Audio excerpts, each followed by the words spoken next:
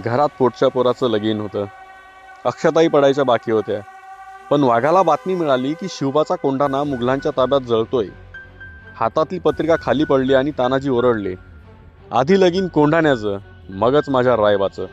उभा दोरखंड टाकून चढायला सुद्धा काळजाचा थरका पुढेल असा द्रोणगिरी कडा.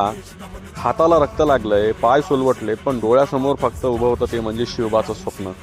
उदयभानसारखा क्रूर सेनापती समोर उभा होता. तानाजींची ढालही तुटली होती, पण ते थांबले नाहीत. हाताला शाल गुंडाळून त्या रक्ताळलेल्या हातानेच तलवारीचे घाव झेलले होते. गड जिंकला होता, पण स्वराज्याचा सिंह ढापला होता. जेव्हा राजे गडावर आले तेव्हा रक्ताच्या थारोळ्यात पडलेल्या आपल्या मित्राला पाहून राजेंच्या तोंडातून शब्द उमटले, गड हा ना, पण सिंह गेला. आज आपण 4 फेब्रुवारीला फक्त तारीख म्हणून बघतो. विसरू नका, या मातीचा प्रत्येक कण तानाजींच्या रक्ताने भिजलाय.